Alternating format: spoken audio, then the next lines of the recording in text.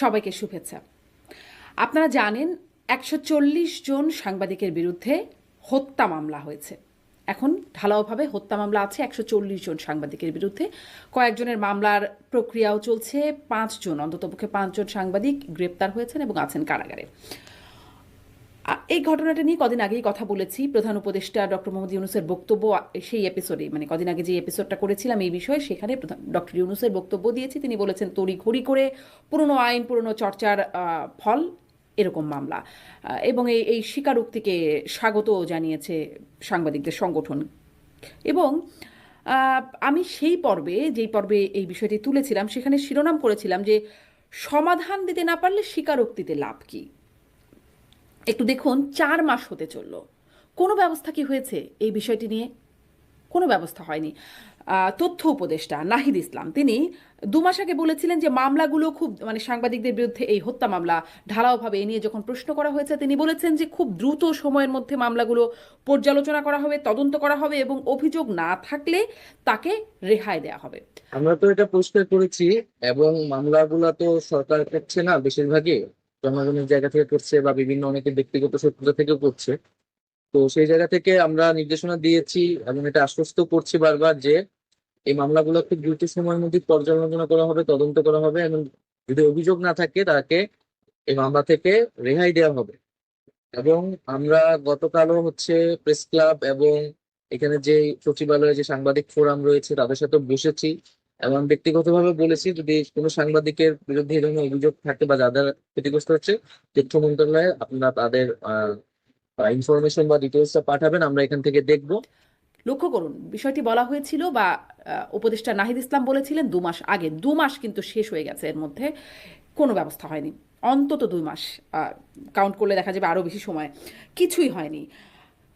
মানে এই পর্যালোচনা করতে এত সময় কেন লাগবে? মানে এই মধ্যে তো সাংবাদিকটা হয়রানির শিকার হচ্ছেন, সেই বিষয়টি কি অনুধাবন করতে পারছেন সরকার? আসলে পারছেন, তারা বিব্রত বোধের কথা বলছেন, তারাও স্বীকারোক্তি দিচ্ছেন, কিন্তু ব্যবস্থা কিন্তু কিছু নিচ্ছেন না।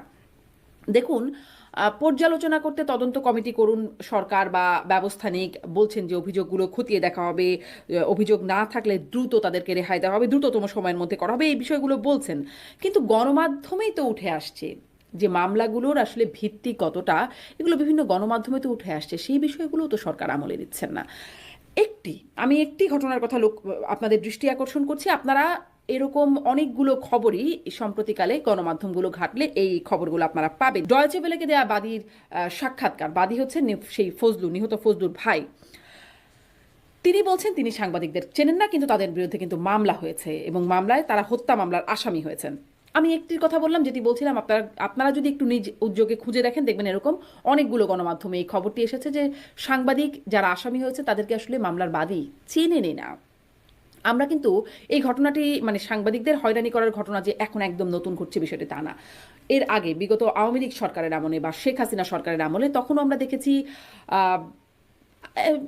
ডেইলি স্টারের সম্পাদক মাহফুজ আনাম, তার বিরুদ্ধে অন্তত সেঞ্চুরি হয়েছে মামলার, এবং তাকে কতটা হয়রানির শিকার হতে হয়েছে। এই আদালত সেই আদালতে ঘুরেছেন প্রথম আলোর সাংবাদিক রোজিনা ইসলাম, এরকম কয়েকজন সাংবাদিককে হয়রানির শিকার হতে হয়েছে। সেরকম কয়েকটি ঘটনা বিগত আমলেও প্রচণ্ড সমালোচিত, নিন্দনীয় কিছু ঘটনা ঘটেছে। আমরা তো চেয়েছিলাম এসব থেকে উত্তরণ, এসব থেকে মুক্তি, কিন্তু তা না হয়ে বরং দেখা যাচ্ছে ঢালাওভাবে মামলা হচ্ছে। এবং কি মামলা হচ্ছে? হত্যা মামলা হচ্ছে, ঢালাওভাবে হত্যা মামলা। মানে উন্নতি না হয়ে আরও অবনতি হলো কিনা? বাংলাদেশে এরকম ঘটনা নজিরবিহীন, পৃথিবীর ইতিহাসে কোথাও এরকম ঢালাওভাবে সাংবাদিক ১৪০ জন সাংবাদিকের বিরুদ্ধে হত্যা মামলা এরকম ঘটনা আছে কিনা আসলে আমার জানা নাই, আমি অন্তত শুনিনি। এটা স্বাধীন সাংবাদিকতার সম্পূর্ণভাবে পরিপন্থী। এখন বাংলাদেশের বোধহয় পৃথিবীর সর্বোচ্চ স্থানে আমরা আছি, যেখানে সাংবাদিকরা খুনের আসামি, কত ১৪০ জনের কাছাকাছি খুনের আসামি হয়। এটা সম্ভব? এটা কি দেশের মানে মান সম্মান উজ্জ্বল করছে? এটা কি দেশের ভাবমূর্তি করছে? কিভাবে তাহলে আমরা সাংবাদিকরা খুনের আসামি হয়ে গেলাম? দেখলাম সাংবাদিক মুন্নি সাহা কারওয়ান বাজারে, তাকে ঘিরে ধরেছেন একদল লোক এবং তিনি হেনস্থার শিকার হচ্ছেন সেখানে। তারপর পুলিশ গিয়ে তাকে গ্রেপ্তার করলেন, তাকেও কিন্তু গ্রেপ্তার করা হলো, গ্রেপ্তার দেখানো হলো একটি হত্যা মামলায়। পরে অবশ্য তাকে অসুস্থতার কথা বলে, তিনি অসুস্থ হয়ে পড়েছেন এমন কারণে তাকে পরিবারের জিম্মায় ছেড়ে দেওয়া হয়েছে। বাকি যারা গ্রেপ্তার হয়েছেন সাংবাদিক, তাদের ক্ষেত্রে কিন্তু তেমনটা হচ্ছে না, তারা কিন্তু কারাগারে আছেন, রিমান্ডে যাচ্ছেন, অসুস্থতা সত্ত্বেও তারা কারাগারে আছেন, বয়স্ক সাংবাদিকও আছেন সেখানে। নাহিদ ইসলামের যে বক্তব্যটি আমি শুরুতে আপনাদের দেখাচ্ছিলাম, যেটির কথা বলছিলাম শুরুতে, সেই বক্তব্যেরই একটি অংশে তিনি বলছেন কেবলমাত্র সাংবাদিক পরিচয়ে, কবি লেখক, সাংবাদিক বা কবি লেখক পরিচয়ের কারণে কেউ ছাড় পাবেন না। ফ্যাসিবাদের সাথে, ফ্যাসিজমের সাথে যারা জড়িত ছিল তাদেরকে বিচারের আওতায় আনা হবে। মানে ফ্যাসিজমের, একটু শুনবেন এই বক্তব্যটা, একটু শুনে নেই। তবে পাশাপাশি এটাও বলেছে যে কেবলমাত্র সাংবাদিক পরিচয়, সাংস্কৃতিক ব্যক্তিত্ব বা কবি পরিচয়ের কারণে কিন্তু কেউ রেহাই পেয়ে যাবেন। এই ফ্যাসিজমের সাথে যারা জড়িত ছিল, এটার যারা বৈধতা উৎপাদনে কাজ করেছে, তাদের লেখনীর মাধ্যমে, তাদের মতামতের মাধ্যমে জনমত তৈরি করেছে, গণহত্যার পক্ষে কাজ করেছে, উস্কানি দিয়েছে, তাদেরকে কিন্তু অবশ্যই বিচারের আওতায় আনা হবে। দর্শক, ফ্যাসিজমের সাথে জড়িত থাকা বা জনমত সৃষ্টিতে, ফ্যাসিজমের পক্ষে জনমত সৃষ্টিতে উস্কানি দেয়া, এদেরকে ছাড় দেয়া হবে না তাদের সাংবাদিক, কবি বা লেখক পরিচয়ের কারণে, বলছেন তথ্য উপদেষ্টা। কিন্তু ব্যবস্থা যে নেবেন ফ্যাসিজমের পক্ষে সমর্থন যোগানো, উস্কানি দেয়া, জনমত তৈরি করাটা কোন আইনে অপরাধ সেটি একটু বলবেন। সেটি একটু, মানে কোন আইনে আপনারা ব্যবস্থা নিচ্ছেন? নিশ্চয়ই ঘটনাটি যদি ফ্যাসিজমের পক্ষে বা কেউ যদি তেলবাজি করেন, কেউ সুবিধা নেবার জন্য কোনো রকম অবস্থান নেন, সাংবাদিকটা নিন্দনীয়, ঘৃণিত সেই জায়গাটি, কিন্তু কোন আইনে সরকার ব্যবস্থা নেবেন সেই প্রশ্নটি করতে চাই। নিশ্চয়ই তথ্য উপদেষ্টা, আমি জানি আপনি এই বিষয়টি বলবেন না যে আসলে কোন আইনে আপনারা ব্যবস্থা নেবেন। আমরা তো দেখছি ঢালাওভাবে হত্যা মামলা হচ্ছে এবং সেখানে সরকার কোনো ব্যবস্থা নিচ্ছে না, বিভিন্ন সময় স্বীকারোক্তি দিচ্ছে, কিন্তু কোনো ব্যবস্থা আসলে হচ্ছে না। 4 মাস কিন্তু এই সরকারের হতে চলল, সামনে কদিনের মধ্যেই 4 মাস পূর্ণ হবে। দেখুন, 200 জনের মতো সাংবাদিকের অ্যাক্রেডিটেশন কার্ড বাতিল করা হয়েছে। সরকার এই বিষয়ে নিজেদের পক্ষে সাফাই গাইছে যে সরকার এটা করতেই পারে, এটা সরকারের এখতিয়ারের মধ্যে আছে। নিশ্চয়ই সরকারের এখতিয়ারের মধ্যে আছে। প্রধান উপদেষ্টাও বিষয়টি বলছেন, যখন তিনি জেনেছেন তখন তিনিও আসলে এই বিষয়টি তার কাছেও খারাপ লেগেছে বলে তিনি বলছেন। তিনি বণিক বার্তাকে দিয়ে একটা সাক্ষাৎকারে এই বিষয়ে কথা বলেছেন, চলুন একটু আগে শুনে নিই তিনি কি বলছেন। আমার কাছেও খারাপ লেগেছে, যেরকম একটা এক্সট্রাডিশন কার্ড চলে গেছে আমি খুঁজ দিলাম, আমি তো জানতাম না এটা কি। তার মানে মনে হলো যে তাদেরকে আর সাংবাদিকতা করতে দেওয়া হবে না, এই অধিকার ওইটা থেকে আমি খুব চিন্তিত হলাম যে আমরা বলছি সাংবাদিকতার স্বাধীনতা ইত্যাদি ইত্যাদি বলছি, আর এদিকে কাট করে নিচ্ছি। পরে দেখলাম যে না, এটা সাংবাদিকতার বিষয়, এটা হলো যে একটা জায়গায় যাওয়ার অনুমতি পাওয়া না পাওয়া। আমি টেলিফোনে সব কাজ এখান থেকে বসে করে ফেলি, সেদিন ঢুকতে পারতেছে না, ঢোকার অধিকারটা নেওয়া হয়েছে এবং সেটা আইনে বলা আছে এই কার্ড যেটা বাতিল করা যাবে ইত্যাদি ইত্যাদি, এবং 1 বছরের একটা কার্ড দেওয়ার এটা। তার মধ্যে 1 বছরের মধ্যে বহু মাস চলে গেছে, যাক না হোক, সারা বছর তারা আমাদের ব্যাখ্যা করলো যে এটা কার্ড যেটা বাতিল করার অধিকার সরকারের আছে, সব অ্যাপ্লাই করেছে। তো অ্যাপ্লাই করেছে ঠিক, কিন্তু তার আদিক স্বাধীনতা নিয়ে গেল। আমরা সাংবাদিকতার স্বাধীনতা নেই, আমরা তো প্রবেশের অধিকার নিয়ে আসি। সাংবাদিকতা ঠিকই আছে, সে বাইরে এইটা নিয়ে লিখুক, সেটা তো আমরা বাধা দিচ্ছি না। সে কলমের পর কলম, কলমের পর কলম দেখে আমরা শুনবো, আমরা প্রতিবাদ করবো, আমাদের জবাব দেবো, সবকিছু করবো। সাংবাদিকতার উপরে হামলা হয়, প্রবেশাধিকারের উপরে হামলা হচ্ছে, এবং সেখানে ইমেইলে করা যাবে, টেলিফোনে করা যাবে, যা কিছু শুধু ঘরে ঢুকতে পারবে, প্রবেশাধিকারের বিষয়, ওটা সাংবাদিকতার বিষয় না। শুনলেন আপনারা, দেখলেন যে তিনি বলছেন যে এই অ্যাক্রেডিটেশন কার্ড বাতিল মানে তার শুধুমাত্র প্রবেশাধিকার, সচিবালয়ে প্রবেশাধিকার বাতিল করা হয়েছে, তার সাংবাদিকতা বন্ধ করা হয় নাই।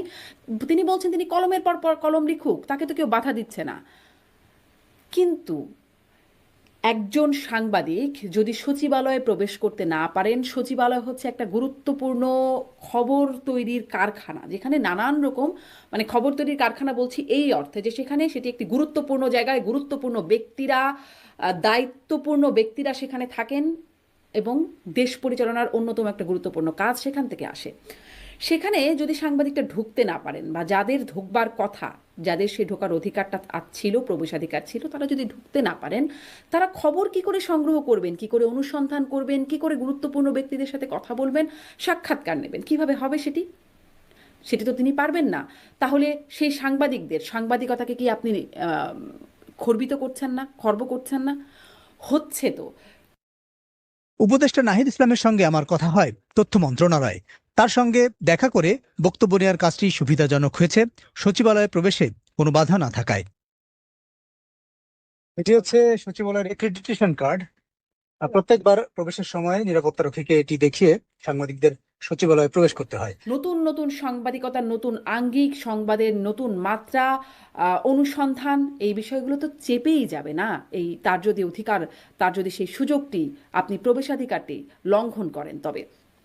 আর যখন অন্য সাংবাদিকরা, যাদের আসলে এই কার্ড বাতিল করা হয়েছে, তার বাইরে যারা আছেন আরও অনেক সাংবাদিক আছেন, তারা যখন এই বিষয়টি দেখছেন, তাদের মনস্তত্ত্বের উপরে এটি আসলে কেমন প্রভাব ফেলছে সেটিকে একটু বিবেচনা করেন আপনারা। যখন একজন সাংবাদিক দেখছেন যে অন্য আরেকজন সাংবাদিক কে বা আরও বেশ অনেকজন সাংবাদিককে, প্রায় 200 জন সাংবাদিককে যখন ফ্যাসিবাদের দোসর এরকম একটা ট্যাগ দিয়ে তার অ্যাক্রেডিটেশন কার্ড বাতিল করা হচ্ছে, তার প্রবেশাধিকার ক্ষুণ্ণ করা হচ্ছে, তখন, এবং তার উপরন্তু আছে হত্যা মামলার একটা ঢালাও হত্যা মামলা, সেটিও চলমান আছে, তখন স্বাভাবিকভাবেই আরেকজন সাংবাদিকের মনে তো আসবেই যে তাকে আসলে কৌশলীভাবে সংবাদ প্রচার করতে হবে, তার নিজের স্বার্থে, তার চাকরির স্বার্থে। আবার বিষয়টি যে পুরোপুরি ব্যক্তির স্বার্থে, বিষয়টি কিন্তু তেমন না। খেয়াল করুন, একজন সাংবাদিক, যেটি বলছিলাম যে সচিবালয়ে তাকে প্রবেশ করতে হবে, তাকে গুরুত্বপূর্ণ ব্যক্তিদের কাছে অ্যাক্সেস বা তার যাওয়ার, কথা বলার একটা জায়গা তৈরি করতে হবে, সেজন্য একটা সুসম্পর্কের জায়গা বা আস্থার একটা জায়গা তৈরি করতে হবে, থাকতে হবে। তার কাছে যদি সেই সুযোগটি না থাকে, তার সাথে যদি বড় ব্যক্তিরা, দায়িত্বপূর্ণ ব্যক্তিরা কথা না বলেন, তিনি যদি বিভিন্ন গুরুত্বপূর্ণ জায়গায় প্রবেশাধিকার না পান, তাহলে তিনি কিভাবে সেই তার প্রফেশনাল বা পেশাগত যে দায়িত্ব সেটি কি করে পালন করবেন, তাই না?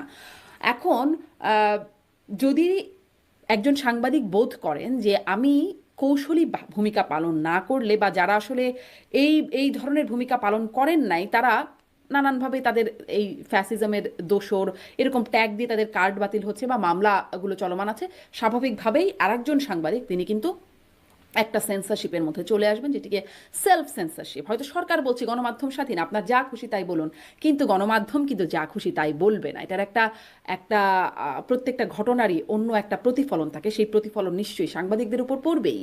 এটি একটা খুবই একটা স্বাভাবিক ব্যাপার। আম, এ- এই বিষয়গুলো একটু ব্যাখ্যা করার চেষ্টা করছিলাম। আপনারা একটু ভেবে দেখুন গণমাধ্যম আসলে তাহলে কতটা স্বাভাবিকভাবে কাজ করতে পারেন। আমি বলছি না যে সাংবাদিকরা গ্রেপ্তার হয়েছেন বা যাদের অ্যাক্রেডিটেশন কার্ড বাতিল হয়েছে বা হয় নাই, এমন আরও অনেক সাংবাদিক আছেন যারা, তো সবাই ধোয়া তুলসী পাতা, তাদের কোনো অন্যায় নাই, তারা একদম নিরীহ সাংবাদিক, খুবই দায়িত্বপূর্ণ সাংবাদিক হিসেবে তারা সব সময় কাজ করে গেছেন। সবাই নিশ্চয়ই সেরকমটি না, তাদের বিরুদ্ধে নানান অভিযোগ আছে, তাদের বিরুদ্ধে হতে পারে তারা কোনো রকম দুর্নীতি, অবৈধ লেনদেন, অবৈধ সুযোগ সুবিধা নেয়া বা দেওয়ার সাথে জড়িত ছিলেন, থাকতেই পারেন। যদি থাকে, সেটির ব্যবস্থা নিন, সেটির বিরুদ্ধে তদন্ত হোক, বিচার হোক, নিঃসন্দেহে সেই বিষয়গুলোর সমাধান হোক। কিন্তু তাই বলে ঢালাওভাবে হত্যা মামলা, ঢালাওভাবে অ্যাক্রেডিটেশন কার্ড বাতিল, কি বার্তা দিচ্ছেন দেশে এবং আন্তর্জাতিক মহলে? বিষয়টা একটু নিশ্চয়ই বিবেচনায় নেবার মতো। আমি আমার অবস্থান ব্যাখ্যা করলাম, এই বিষয়টি নিয়ে অন্যান্য সাংবাদিকদের মতো, যারা প্রফেশনাল বা পেশাগত সাংবাদিক, তাদের অনেকের মতোই আমিও বিষয়টি নিয়ে বিরক্ত। আমি আমার মতামতটা প্রকাশ